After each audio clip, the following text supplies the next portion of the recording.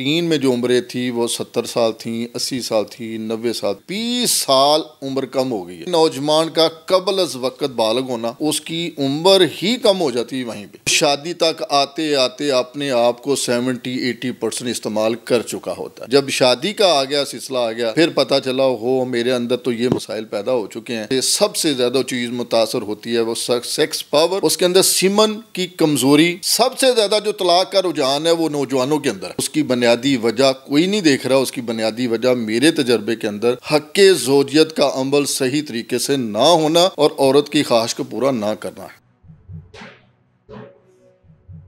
हकीम साहब, एक बड़ा अहम तरीन मसला है जो मुआशरे में दरपेश है। चूँकि सोशल मीडिया का दौर है, डिजिटल मीडिया का दौर है, तो नौजवान नस्ल एंड्रॉयड, आईफोन चीज़ें हाथ में हैं, तो गलत इस्तेमाल भी होता है। कुछ मुआशरा हमारा तेज़ी से टेक्नोलॉजी की तरफ बढ़ रहा है। अब मसला इस सारी टेक्नोलॉजी से ये जन्म ले रहा है, बांझपन, बे औलाद शादी होती है, बाद में अज़वाजी मामलात उस तरह नहीं नौजवान उसको कंटिन्यू कर पाते, या बांझपन का मसला, बे औलाद ना होने का प्रॉब्लम है। इस हवाले से भी आपका कोई ट्रीटमेंट है? ये नौजवानों को ख़ास तौर पर बताएं जो एंड्रॉयड फ़ोन और सोशल मीडिया और सब यूज़ करते हैं। असल जो हनान भाई, आपने इंतहाई अहम इशू की तरफ आपने तवज्जो दिलाई है कि इसकी सबसे जो बुनियादी वजह है वो एक एंड्रॉयड मोबाइल ही है। इसमें जो मेरी रिसर्च के मुताबिक जो चीज़ें सामने आई हैं कि आज से 50 साल पीछे जाएं तो हमारी रूटीन में जो उम्रें थी वो 70 साल थी, 80 साल थी, 90 साल थी। रूटीन में ये लोग हमें नज़र आते थे, मोहल्लों में, गाँव में अंदर देखे जाते थे। लेकिन अगर आप देखें कि जो मैंने देखा है कि 20 साल उम्र कम हो गई है। 20 साल के अब मैं समझता हूँ कि 50 साल पे जब हम को नौजवान जाता है या 50 साल में हम पहुँचते हैं तो मैं समझता हूँ कि उसके बाद ये बोनस है। किस वक्त उसके अंदर जो सबसे ज़्यादा चीज़ का इजाफा है वो हार्ट अटैक जैसी अमराज का इजाफा है। उसके पीछे ऐसी ही बेशुमार वजूहात हैं कि हमारे नौजवान का कबल अज वक्त बालग होना। जब कबल अज वक्त कोई इंसान बालग होता है तो उसकी उम्र ही कम हो जाती है वहीं पे। फिर आगे हमारा मुआशरा ऐसा है कि वो शादी तक आते आते अपने आप को 70-80% इस्तेमाल कर चुका होता है। फिर तीसरी चीज़ जो सबसे अहम चीज़ जो मेरे देखने में आई कि अवेयरनेस नहीं है, पता ही नहीं है मैंने कर क्या रहा हूँ, हो क्या रहा है। जब शादी का आ गया, सिलसिला आ गया, तो फिर पता चला हो मेरे अंदर तो ये मसाइल पैदा हो चुके हैं। फिर किस्मत अच्छी हुई तो कोई अच्छा तबीब मिल गया, वरनी ऐसे ही स्टीरॉयड लोग खा खा के, जिसकी वजह से सबसे ज़्यादा चीज़ मुतासर होती है वो सेक्स पावर। नंबर 2, उसके अंदर सीमन की कमज़ोरी। तीसरी चीज़ ज़हनी दबाव। और मैंने ऐसे लोग भी देखे हैं जब ज़हनी दबाव का शिकार होते हैं तो आप पिछले 20 साल में थोड़ी सी आप ख़ुद नज़र दौड़ा के देखें कि आपके मुल्क पाकिस्तान के अंदर, ख़ास तौर पे एशिया के अंदर, सबसे ज़्यादा जो तलाक का रुझान है वो नौजवानों के अंदर है। और उसकी बुनियादी वजह कोई नहीं देख रहा। उसकी बुनियादी वजह मेरे तजर्बे के अंदर हक़ ज़ौजियत का अमल सही तरीके से ना होना और औरत की ख्वाहिश को पूरा ना करना है।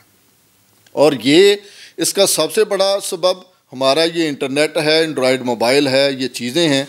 और मैं समझता हूँ कि हमारी ख़ास तौर पे अपने वालिदैन को अपने बच्चों के करीब रखना चाहिए। उनसे इस तरह का माहौल रखें, दोस्ताना माहौल रखें, उनसे पूछें, उनसे बात करें। अगर वो किसी मसाइल का शिकार हैं तो हम उनके मसले को वहीं पे पकड़ के उसको ठीक करने की कोशिश करें। ना कि ये है कि हम कई दिन होते हैं, कई महीने होते हैं कि हमारे अपने बच्चों से ऐसी गपशप तो बड़ी दूर की बात है, मुलाकात भी नहीं होती। और इसी वजह से जब शादी के काबिल होते हैं, जब शादी के रिश्ते में मुब्तला होते हैं, ज़वाजी रिश्ते में बंधन में बनते हैं, तो ये पीछे जो असबाब हो चुके हैं, ये मसाइल का शिकार हम वहीं पे ही हो चुके होते हैं, जिसकी वजह से बांझपन। इसी तरह औरतों के अंदर भी यही मसाइल हैं कि घरों के अंदर हमारा माशाअल्लाह वालिदैन का भी ये सिस्टम कि एक कमरे में बेटियां बैठी हुई हैं, एक कमरे में वालिदैन बैठे हुए हैं। कोई पता नहीं बेटियां क्या कर रही हैं, कोई पता नहीं वालिदैन अपनी गुफ्तगू में महवे गुफ्तगू हैं, कोई पता नहीं क्या हो रहा है, जिसकी वजह से वो भी इन मसाइल का शिकार हैं। जब ये चीज़ें पैदा होती हैं तो ज़हनी तौर पे और अंदरूनी तौर पे मर्द पहले ही कमज़ोर हो चुका होता है, जिसकी वजह से सीमन के अंदर कमी होना और बास का बाँझपन पैदा होना, और जब रिश्ता इज़्दिवाज में हम बनते हैं तो उसमें सबसे बड़ा जो मसला आता है वो सही मायनों में हक़ ज़ौजियत का अमल अदा ना होना, जो हमारी बेऔलादी की बुनियादी वजह है। हमें सबसे पहले करना क्या चाहिए, हमें सबसे पहले अपने घर पे अपनी औलाद पे तवज्जो इस तरह का माहौल रखें कि आपका बच्चा आपसे हर बात कर सके। ये ना हो कि मेरे ख्याल में वो डरता हुआ आपके करीब ही ना आए। आपकी बेटियां हैं, बच्चियां हैं, आप ऐसा दोस्ताना माहौल रखें, आपकी हर उस चीज़ पे उसकी नज़र होनी चाहिए जो उसके लिए नुकसानदेह। जब तक हम इन चीज़ों को कंट्रोल नहीं करेंगे, हम वक्ती तौर पे तो मामलात को ठीक कर लेंगे, लेकिन मुस्तकिल तौर पे इन मसाइल पे हम काबू नहीं पा सकेंगे। सबसे पहले हमें अपने घरों के माहौल को ठीक करना पड़ेगा। और इसके अंदर जो सबसे बड़ी जो चीज़ हमारे घरों के अंदर अब शामिल हो चुकी है वो है मुर्गी, ब्रायलर है।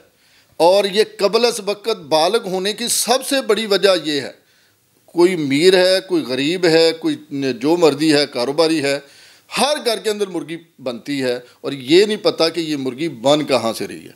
और इसका जो फार्मूला है, जो चीज़ इंसान को ज़बरदस्ती केमिकल फीड के अंदर जो डाले जाते हैं उसके गोश्त को बढ़ाने के लिए, उसके वज़न को बढ़ाने के लिए, या जब वो केमिकल आपके बॉडी के अंदर जाएंगे वो क्या करेंगे, सिर्फ मुर्गी का कसरत से इस्तेमाल ये हमारी नौजवान नस्ल को बर्बाद कर रहा है। ये जो इसके अंदर स्टीराइड हैं, जो इसके अंदर फीड है, वो हमारी नौजवान नस्ल को कबलज़ वक़्त बालग कर रही है, जो हमारी इंतहाई नुकसानदेह है। और आपने औरतों के हवाले से एक आम सी ये चीज़ देखें, मैं समझता हूँ मेरी जो इल्म के मुताबिक और रिसर्च के मुताबिक 95% हमारी बच्चियों की सी सेक्शन हो रहे हैं। और उस सी सेक्शन की वजह क्या है कि हम वो हमारे अंदर वो तकलीफ़ बर्दाश्त करने की कुव्वत ही नहीं है, हम वो पेन बर्दाश्त ही नहीं कर सकते। जब हमारे अंदर वो हिम्मत नहीं होगी तो हम वो प्रोसीजर से गुजर ही नहीं सकेंगे। तो लिहाजा मेरी सबसे पहले मीडिया के ज़रिए अपने वालिदैन से गुजारिश है कि बेशक महीने में एक दफ़ा ही खा लें कोई चीज़। मैं नहीं समझता कि रोज़ पकेगा तो रोज़ ही मामला ठीक होंगे, ये रोज़ ही हमारी ग़िज़ा के अंदर ये चीज़ शामिल होगी। महीने के बाद कर लें, 2 के बाद कर लें, कम से कम मुर्गी को अपने घर से बाहर निकाल दें। साहब मेरा अब आखिरी सवाल है, जो नाज़रीन हमें नौजवान लड़के लड़कियां देख रहे हैं, हमारे जो व्यूवर्स उसमें यंग जनरेशन है, जो जर्द पत्ते हैं इन पर बहार आ सकती है, ये उजड़े चमन फिर से बागो बहार की तरफ लौट सकते हैं, ऐसा कोई नुस्खा कीमिया आपके पास है? जाते जाते एक मुकम्मल आप इसका मुझे बताते जाएं। जी हनान भाई, बिल्कुल है, इसमें कोई शक नहीं। हम गांव के पढ़े लिखे नौजवान हैं, गांव की भी ज़िंदगी देखी है और शहर की भी देखी है। मैं समझता हूँ कि हमारी वो गांव की अनपढ़ माँ जो थी आज की पढ़ी लिखी माँ से 1000 दर्जे बेहतर है। क्यों? उसकी बुनियादी वजह क्या, आँखों देखा हाल देखा है कि जब हम बीमार होते थे, ख़ास तौर पे नज़ला ज़ुकाम होता था, हमारी जो माएँ थी वो कभी डॉक्टर के पास नहीं लेके जाती थी। वो घर में ही वो नुस्खा खशकात, बादाम, इस तरह की चीज़ें मिला के बनाती थीं और घर में ही उसका इलाज करती थी। हम आज क्या करते हैं कि अभी औरत प्रेग्नेंट होती है और हम डॉक्टरों की तरफ भागना शुरू करते हैं। जब तक हम ये मसनूई चीज़ें नहीं छोड़ेंगे तो प्यारे भाई, हम आने वाली नस्ल की सही मायनों में परवरिश नहीं कर सकेंगे। दूसरी चीज़ जो है, मैं ये हमारे वालिदैन को और जो पढ़ी लिखी माएँ उनको ये चीज़ें सोचनी चाहिए। दूसरी चीज़ ये है कि आपका बच्चा ख़ास तौर पे अच्छी चीज़ है, नेट मोबाइल हर बंदे की ज़रूरत ज़रूर है, इसका पॉजिटिव वे भी है, नेगेटिव वे भी है, लेकिन कोशिश करें, इंसान कोशिश ही कर सकता है कि उस पर चेक एंड बैलेंस ज़रूर रखें कि आपका बच्चा कर क्या रहा है।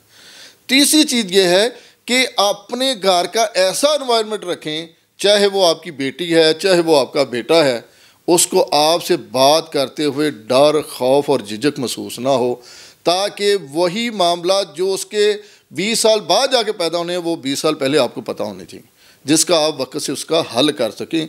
जब इन चीज़ों के ऊपर आप थोड़ी सी तवज्जो देंगे तो मैं समझता हूँ कि इन नौजवान नस्ल का मुस्तकबिल हमारे हाथों में है। और मैं समझता हूँ कि अल्लाह के फज़ल हम एक नौजवान नस्ल को बेहतरीन तरीके से परवान चढ़ा सकते। तीर कमान से निकल जाएं, वक्त गुजर जाए, ये जब गुलशन पे ख़िज़ां आ जाए तो इसका इलाज आपके पास 100% है? अल्हम्दुलिल्लाह, अल्लाह की ज़ात के सदक़े मेरा करने वाला मेरा खुदा है। मैं पूरे वसूख से इस मीडिया के ऊपर बैठ के बात कर रहा हूँ। औलाद नरीना का इंतहाई कामयाब इलाज मौजूद है हमारे पास। नंबर 2, जो नौजवान एक ख़ज़ां से उजड़ चुके हैं, अल्हम्दुलिल्लाह ऐसे कीमियाई नुस्खा जात हमारे पास मौजूद हैं जिससे वो ख़ज़ां वापस बहार में बदल सकती है और आने वाली ज़िंदगी बेहतरीन तरीके से गुजर सकती है। तीसरी चीज़ जो करूँ कि सबसे बढ़ के, जब आप देखें आप बाज़ार में जाते हैं कपड़ा लेने के लिए, जूता लेने के लिए, तो आप कोशिश करते हैं कि अच्छी से अच्छी दुकान का इंतखाब करते हैं। तो मेरे प्यारे भाई, ज़िंदगी से कीमती कोई चीज़ नहीं है। तो मैं आप लोगों से हम्बली ये रिक्वेस्ट करूँगा कि जब आप इलाज की तरफ भी जाएं तो इस पर थोड़ी सी तवज्जो कर लें कि जिस बंदे के पास हम जा रहे हैं वो आया इसके बारे में अहलियत रखता है, आया वो उसके पास ऐसा इल्म, वाकई वो एक क्वालिफाइड आदमी है, या ना कि गली महल्लों के डॉक्टरों से, हकीमों से हम दवाइयाँ लें और फिर ये कहें कि जी मामला हमारे मज़ीद बेहतर होने के ख़राब हो गए हैं। फिर वो ऐसा ही होगा जैसे आप देखेंगे मुसलसल डायलिसिस के मर्ज़ के अंदर इजाफ़ा हो रहा है, शुगर जैसे मर्ज़ में इजाफ़ा हो रहा है, हेपेटाइटिस सी जैसे मराज में इजाफ़ा हो रहा है। उसकी बुनियादी वजह सही और मुस्तनद हकीम या डॉक्टर ना होने की वजह है। और मैं आप लोगों से ये गुजारिश करूँगा कि कम से कम सेहत से अजीम कोई चीज़ नहीं है। सेहत पे कोई कंप्रोमाइज़ ना करें। सेहत है तो सारा कुछ है और हर चीज़ वापस आ सकती है, सेहत नहीं है तो कुछ नहीं है। और इस मामले में अगर जब आप किसी मालिज का इंतखाब करें तो उसके मतलब थोड़ी सी रिसर्च या देखभाल ज़रूर कर लें। अगर हो तंग दस्ती गालब तो तंदरुस्ती हज़ार नेमत है। तंदरुस्ती तिब्बे नबवी में है, तंदरुस्ती हर्बल मेडिसन में है, तंदरुस्ती ज़िंदगी के उस नसाब और उस फार्मूले में है जिसका ज़िक्र हकीम मुदस्सर अहमद बसरा साहिब ने अपनी गुफ्तगू में किया। बांझपन, औलाद नरीना, मर्दाना कमज़ोरी, शुगर, हेपाटाइटिस समेत वो पेचीदा तरीन तमाम इमराज जिनका इलाज एलोपैथिक और स्टीरॉयड मेडिसन भी नहीं देती, अल शफा शाही यूनानी दवाखाना पर मौजूद हकीम मुदस्सर अहमद बसरा साहिब, जो पाकिस्तान के आला तरीन अदारों से फारगुल तहसील हैं, फाज़िल तिब्बे वल जराहत नेशनल काउंसिल फॉर तिब इस्लामाबाद हैं। आप यहाँ अल शफा शाही यूनानी दवाखाना नज़द ठोकर न्याज बेग और रिको फैक्ट्री के बिल्कुल सामने मुल्तान रोड लाहौर विज़िट करें, डॉक्टर साहब से मिलें। उम्मीद करता हूँ डॉक्टर साहब की गुफ्तगू आपको बहुत पसंद आई होगी और तिब्बे नबवी और सुन्नत नबवी के मुताबिक जिस तरह तर्ज़ इलाज इन्होंने बताया और ख़ास तौर पर ग़िज़ा के बारे में जिस तरह इन्होंने बताया, ये गुफ्तगू आपके लिए बेहद फ़ायदेमंद होगी।